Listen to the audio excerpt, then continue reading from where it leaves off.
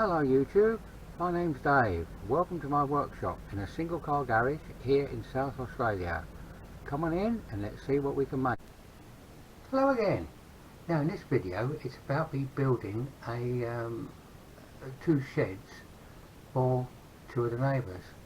Now generally here in Australia a small shed, you know, say a 6 by 5 or the panels are the side panels are already just pre-assembled, so when it arrives you just you know,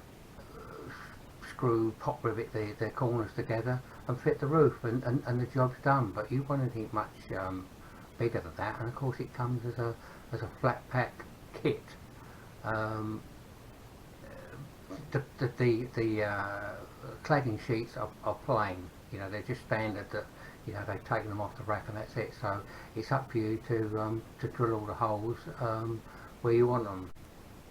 Now the first shed that I built was for Peter, for his pool. You know, to house his filters and pumps and all the other bloody paraphernalia that you seem to have. Now he already had an existing shed, but it wasn't big enough, so this one was to replace it. And in fact the new one, what he actually wanted was a toilet facility, a section of toilet facilities, you know, wash basin, etc, etc. So that was why it had to be that much bigger. Now, as you'll see in the following photographs, it was quite a challenge, but you know, we got there in the end. Now the toilet section was to be totally insulated, you know, walls and ceiling. The cladding was 6mm MDF, and at the time you could buy all the plastic edging, you know, inside and outside corners and joining strips. So it was just a case of, you know, cutting it, so you didn't have to worry too much about you know, if you got a little bit of a frazzled edge, because it was hidden when you slip the plastic on. So that was duly screwed on and painted, and the floor was tiled.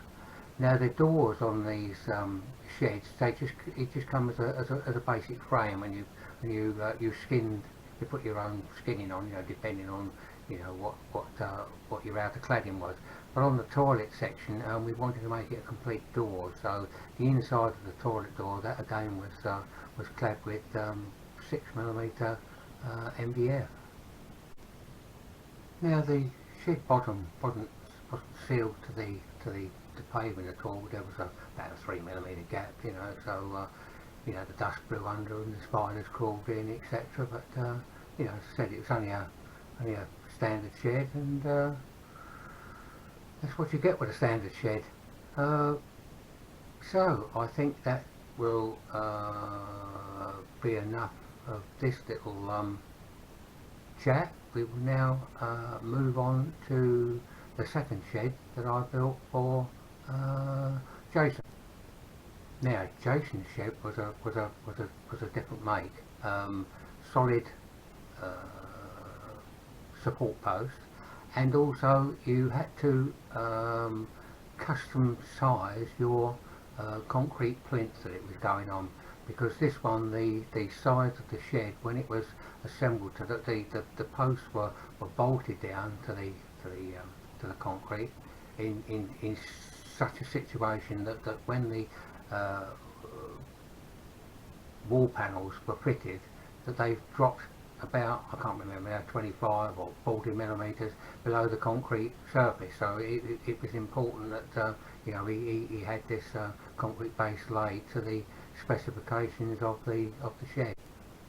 Now again, this shed, being the size that it is, again arrived as a flat pack. So it, you know, it consisted of you know, making up the side walls.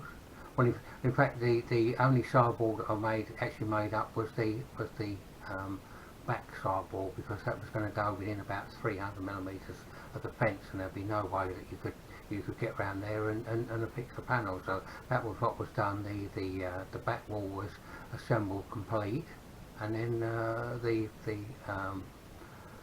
posts were put up, and it was built from there. Now, with regards to Jason's shed, this was to be a completely sealed unit. So when it was completed, you could buy rubber corrugated stripping that I could actually push between the concrete and the panels to seal it. The whole thing was to be insulated, wired with plenty of sockets and lights, and then the internal was cladded with gyprock and painted. Though it's only a shed, you know, it was made with the sort of, you know, if at some time, you know, somebody needed to sleep in there for some unknown reason, you could. The floor was carpeted and it had a reverse cycle air conditioner fitted, so, you know, nice warm or cool as the case may be at the time works. So you'll see plenty of photographs at the end of all this. I think that's going to be enough chat, really. You know, let's get on with the slideshow, and as per usual, thanks again for watching.